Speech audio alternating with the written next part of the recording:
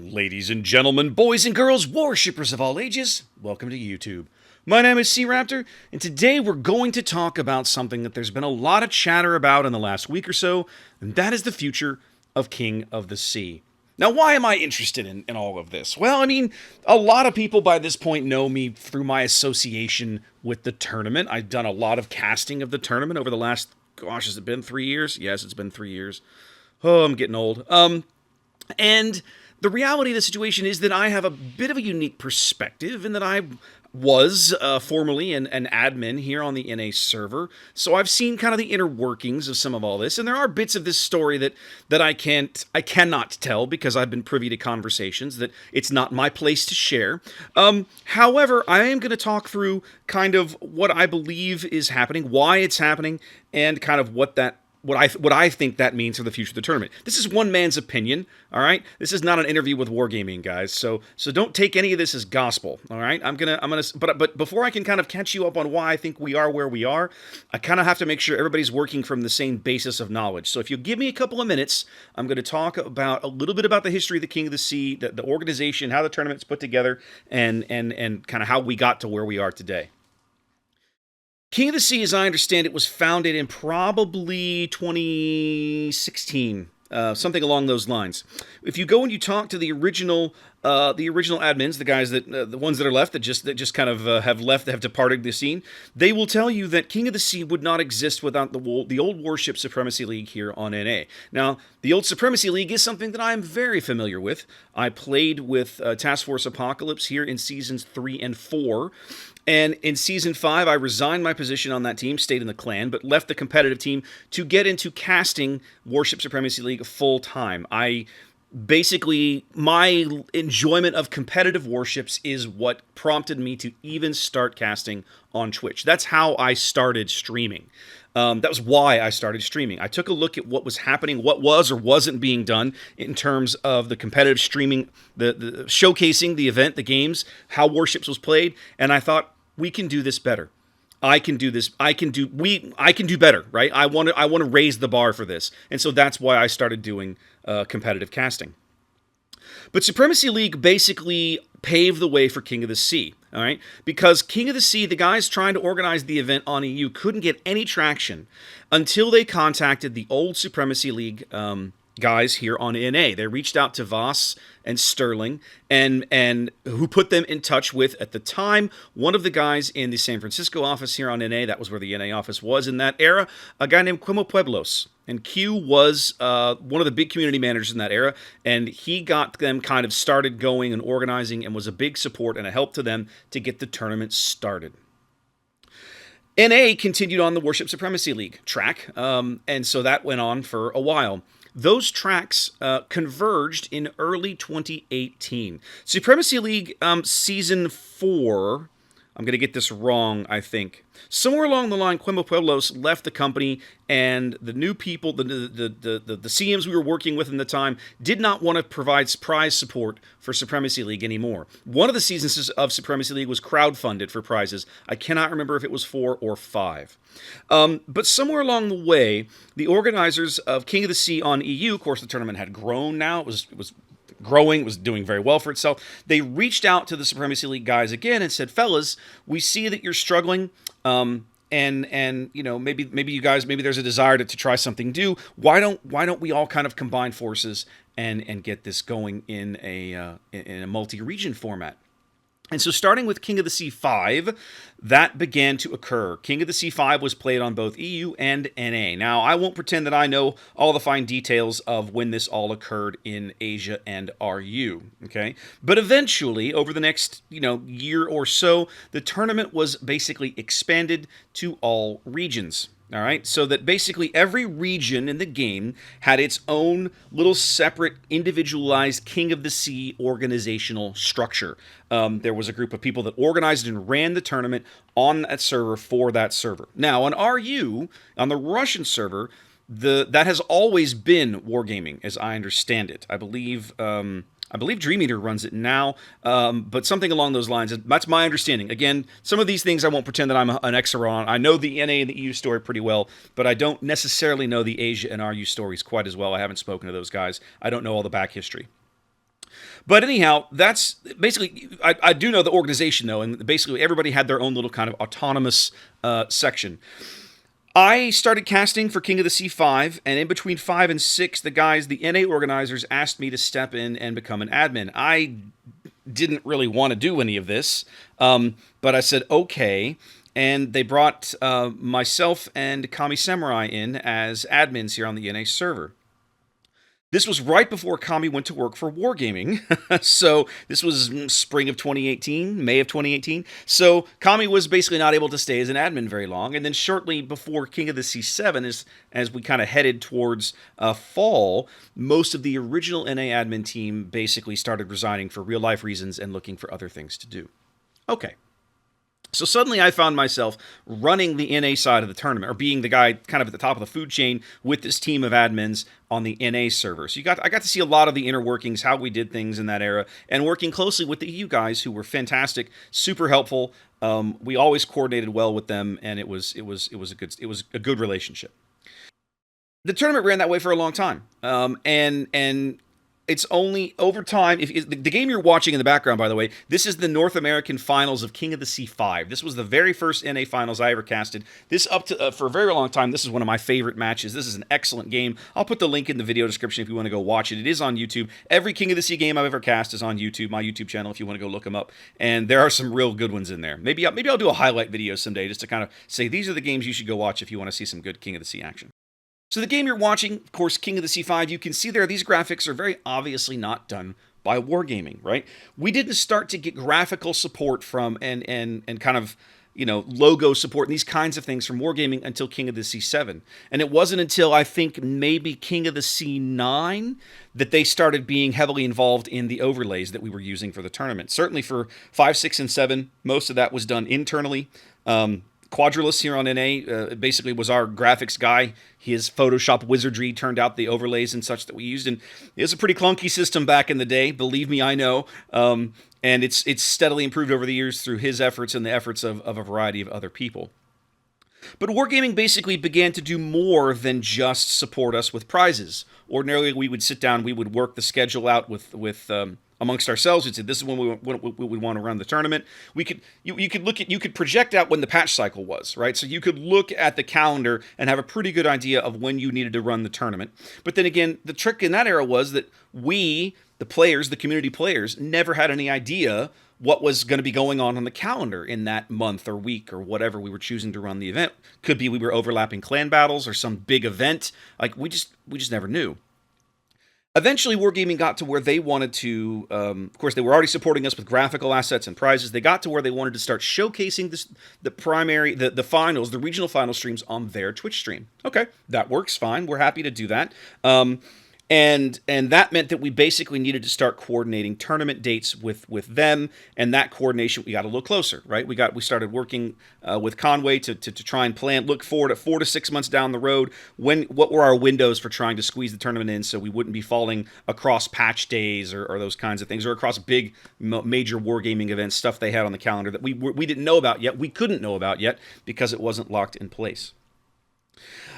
So over time, the relationship got a little closer, a little closer, a little closer. They started helping us with art assets. They started helping us with the intro videos. Of course, if you know, I came up the concept of the map intro videos. Some people love them, some people hate them. Originally, those were meant to kind of cover up the boring transition where the casters had to log into a game and ram each other and all this sort of stuff. As the tournament system in the training room over time has improved, those have become a little less relevant. But I was originally creating those on my own. Right, I was doing all of that work myself, and then 2 or 3 tournaments ago, Mr. Conway reached out to me and said, "Hey, why don't we help you with that?" And I was totally happy to let the video guys in St. Petersburg pitch in because those were a lot of work, right? And I'm a regular working schlob with a lot of other things on my plate, so I was totally happy to provide them with to coordinate with the community guys and send them all the voiceovers and scripts, and then just let them do the video work and turn out the finished product, and those have been pretty good. So over time, the relationship has continued to get closer and closer and closer. Until recently, as in the last week or so, Wargaming has basically stepped in and quote-unquote purchased King of the Sea. Now, we keep saying purchased because the EU guys basically say they sold it. But I think sometimes there's a misunderstanding of what it is they've actually sold, right? Essentially, what it boils down to is what Wargaming kind of quote unquote bought, what they own now, as I understand it, is they are now the admin team for the EU branch of the event. So basically, the existing community EU admin team that was organizing the event, running the event, putting together the websites and the adjudicator teams and all this stuff, they are now out. Wargaming is now in that slot. That is basically Mr. Conway's baby to run. He and whoever he designates in that group will now manage the EU branch of King of the Sea. Okay. But the big thing that they bought, and I think this is where some of the misunderstanding comes from, they bought the intellectual property. They bought the name, right? They bought the rights to the name. They didn't own that before, right? The guys who created the event owned the event. They owned the name. It was their quote-unquote property, for lack of a better way to put it. Wargaming had been supporting them, like I noted, with art assets and everything, but that was not something that Wargaming could sell. You go to the Teespring shop, right, where you can buy World of Warships merchandise. You can't buy a King of the Sea t-shirt or a coffee mug or a keychain because Wargaming doesn't. They own the logo, like they own that piece of art, but they don't own the rights, or they didn't own the rights to sell merchandise that promoted King of the Sea. Now they can. Now they can. So I'm telling. That's one of the reasons that I think you bought it. That's one of the reasons I think this is happening. One of the other things that's driving all of this, in my opinion, is the success of the Verizon event that went on last December. That was, from Wargaming's perspective, I can only assume it was very successful. It was the most watched World of Warships tournament ever on Twitch. Some of that's because they invested the time and the energy to get it listed on the front page of Twitch. But I think at one point we had like 59,000 people, watching day 2 of that tournament. And had good turnouts. The reaction was very strong. That whole thing came together nicely. And I think it demonstrated that there is the potential for future sponsorship of competitive events in World of Warships if the desire and the sponsors, desire is there for Wargaming to kind of, push it forward, and the sponsors can be found, and maybe they can. I don't know, right? I'm not sitting in their office looking for this stuff. That's not my job. I'm an engineer. That's not what I do. So I feel like the motivation is fairly obvious. It is definitely a financial motivation. Certainly they want to be able to maybe recoup some of the investment and the time that they've invested in making these art assets, right? For example, if they can now sell shirts and mugs and whatever else, then they can start monetizing the art that they've generated over the years for the event. And I'm sure they see that as a positive.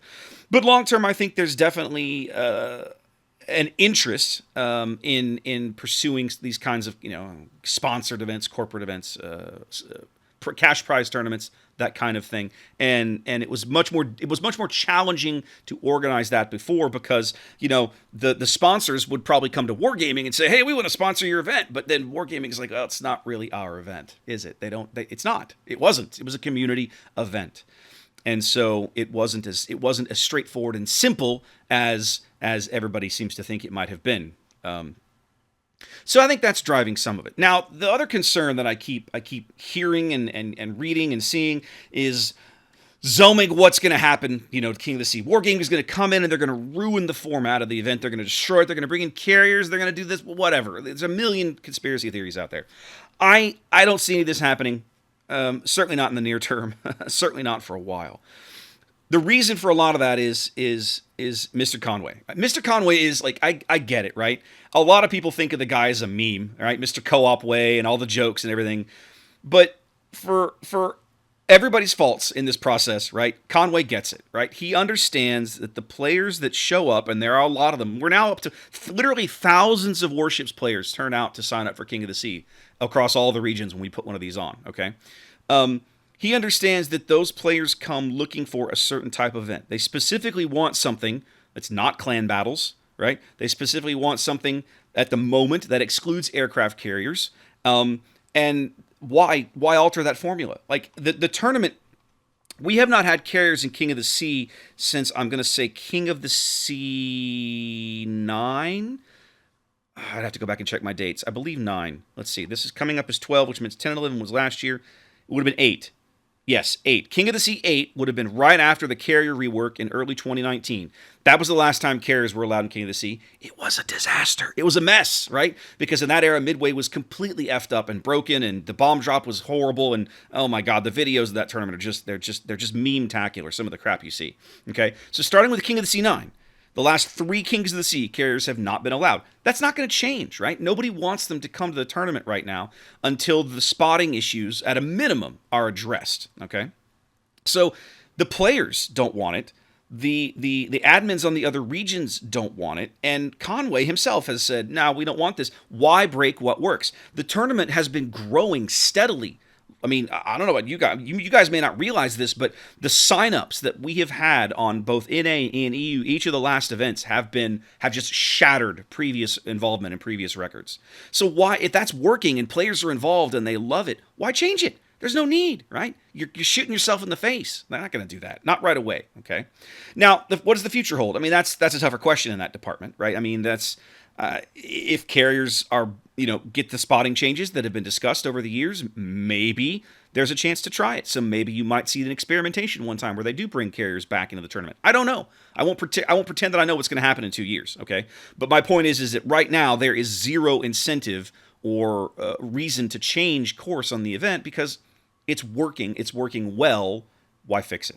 I mean, why? If it's not broke, don't fix it. The other thing I've seen a lot of talk about is the ship bans. This kind of goes to a conversation that I had way back in the day when I first started as an admin, which was we should have one unified rules set across all of the regions, especially when we're dealing with these cross-server events, these international cross-server tournaments. And that was becoming more of a thing, 2 or 3 years ago. That was something we started doing, I want to say, around King of the Sea 7. I don't think we did it for 6. We did it for 5. Yeah, we did. We were doing them in that era. Yeah, we were doing them in that era. Anyway, but it slowly became more of a thing that the players that were making it to that level were a little vocal about. Hey guys, we went through a different process to get here than these other teams did. Why don't we have a standardized rule set across all the regions? And that was a valid concern, and it's something we've always tried for. I think the biggest difference has always been in the map pool. But as time has gone on, the introduction of premium ships, I think even sometimes the ban and restricted rules, of course, what ships are allowed and everything are a little different between regions. And also, of course, certain regions like here on NA, we have ship bans, right? Each team is given the opportunity to ban a certain ship out, 1 or 2, I think, out of the other team's lineup before a match starts. And that rule has never really been embraced on the EU server. Despite I've seen some players asking for it. I've seen players argue against it. I've seen players asking for it. But I think eventually that rule is going to come to EU. And I think this last King of the Sea, where it was, World of Petropavlovsk, basically has kind of sped up the desire for that rule to come to EU. So we'll see how that goes. Organizationally, things aren't changing. Wargaming has essentially replaced the EU admin team. The NA and Asia admin teams have basically been asked to stay on. They're going to keep doing what they do. And then the RU admin group has always been Wargaming, so there's basically no change there. So the main change here is that Wargaming now owns the name. They own the name. They own the event. They now own the ability to sell sponsorship rights or to look for sponsors, make deals, let's say. I shouldn't say sell. I should say they now have the legal authority to sign sponsors for these kinds of events. The next one, I don't know, could be the AT&T King of the Sea. Like, who knows, right? Like, we just went through this Verizon thing. I'm confident that one of the things that they're looking for, hoping to do going forward, is to look for additional sponsorship for cash prizes and big names and that sort of thing, because that's how you can propel these kinds of events into larger arenas. So yeah, I mean, I don't see any of this as a bad thing. If nothing else, I actually see it as a good thing. And I'm gonna make some disparaging remarks that are probably gonna rankle a few people here along the way. But it is my opinion. It is how I feel. I feel very strongly about it, and so I'm gonna say it anyway. Up until last year, there were quite a few people left in St. Petersburg, right? The dev team in St. Pete who legitimately invested in and wanted to invest in and cared about competitive play in World of Warships, right? I'll use Mimi Missile as a perfect example. Mimi was a huge part of us getting the training room fixes and updates and changes that we wanted, of the tournament spawns and maps, of spectator mode, right? Spectator mode is something that was introduced to me during the CC Summit in 2019. Of course, we couldn't talk about it then, but it was something they were already working on, and of course, it released several months later towards the end of 2019. So yeah, so like a lot of those projects kind of began as passion projects from people who wanted to encourage, wanted to help out the competitive player base, and managed to convince their bosses that it was a good investment of time or money or whatever. But a lot of those people, from my perspective, a lot of those people aren't on the dev team anymore. Right? They're gone. Mimi's gone. I think Dream Eater is probably the only one left who really has that appreciation for the competitive scene, the competitive tournament grouping, and Wargaming in general. Outside of Mr. Conway and his continued efforts to, get assistance out of St. Pete and this, that, and everything, has not really shown much interest in supporting the competitive play, the people that enjoy it, right? Competitive play departments, community tournaments, that sort of thing. You just don't see a lot of it, right? We got spectator mode. That was 18 months ago. That was fabulous. Right? That was fabulous. But I mean, there's a million other things we could still be doing to improve spectator mode and the ability to manage and run tournaments inside the game client and other things. But I just don't think you're going to see any of that. I just highly doubt you're going to see any of that. It's just, I don't foresee them wanting to spend the money. Right now, Wargaming's focus in World of Warships is more premiums, more ship lines, more premiums, more ship lines. And it's just, that's the focus. It's pretty obvious. Like, it doesn't take a rocket scientist to see this. Now, with that said, maybe now that there's a bigger stake, the company has a bigger stake in the competitive environment in World of Warships, maybe that'll start to change. Wouldn't that be a refreshing change of pace? It would be. I would love to see that. So that's why I think there's the potential here for some positive movement and some good things still yet to come. We're just going to have to see. Anyways, guys, this has gone a little longer than I wanted. I kind of wanted to just show you this one game and only talk for about 20 minutes, and I'm a little over time here. But that's fine. We'll call it here. Feel free to come on into the chat, the comments down below. Let's have a conversation. I'm happy to answer questions. I'm happy to talk about kind of my perspective on this. At the end of the day, I'm not super concerned. The tournament will go on. The people in charge of managing it for Wargaming side right now, and that is Mr. Conway over in Prague, they get it. They understand why players enjoy this event, and I don't foresee any of that changing anytime soon. I won't predict the entire future, but certainly the near-term future of King of the Sea is really good, really strong, and I think we're in good hands. That's my opinion. Anyway, guys, hope you enjoyed that. Wash your hands. Be safe. Let's talk in the comments, and I'll catch you later.